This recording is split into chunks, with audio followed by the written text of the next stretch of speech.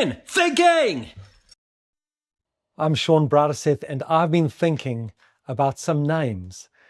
There's an old American TV presenter called Fred Rogers who used to, whenever he was with a crowd of people, make them stop at the beginning of what he was saying and think about some important people in their lives.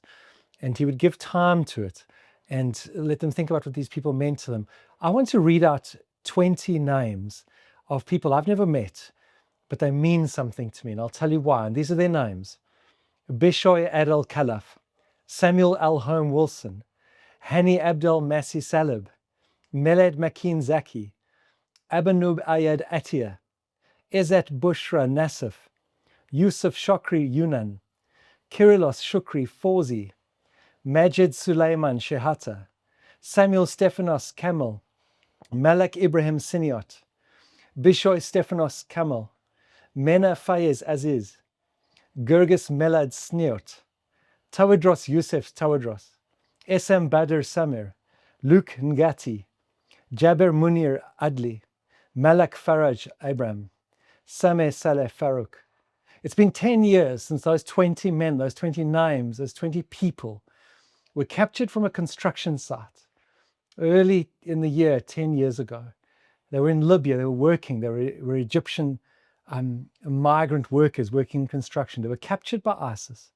They were marched down to a beach.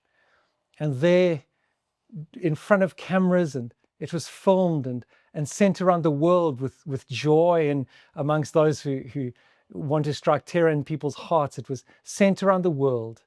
And there on the beach, they beheaded them.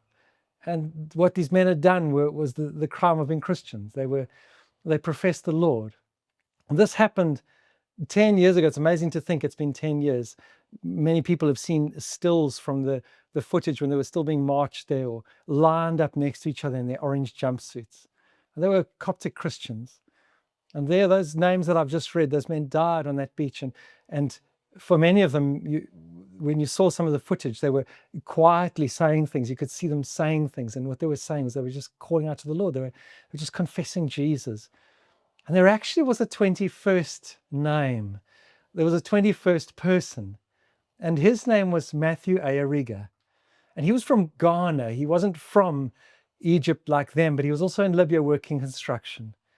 And it's hard to get to the bottom exactly of what the truth is. These things are very hard when they're on the other side of the world and often in nations that aren't giving all the information you could have.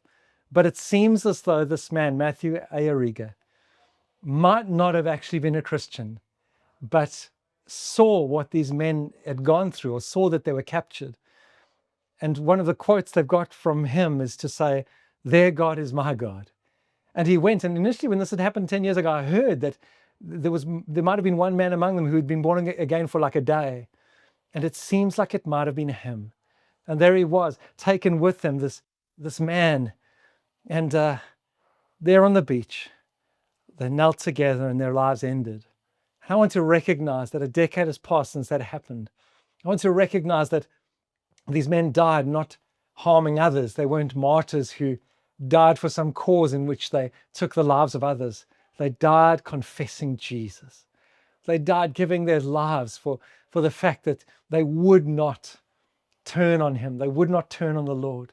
They loved him. They gave their lives because they'd found in Jesus someone who would offer them a new life, who would offer them something in the life to come.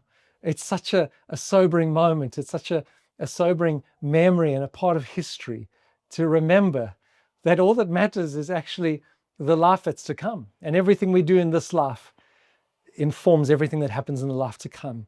All these men were men of honor. They were great men. I would imagine that many of us have never even heard their names. We might have known about this event. But there they are, their names.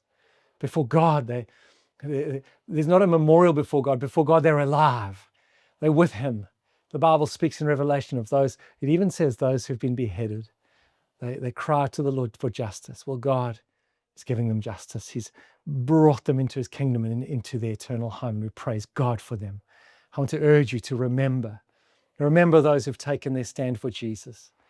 Our stand for him that we take may never involve that type of extremity and that type of extreme situation or action.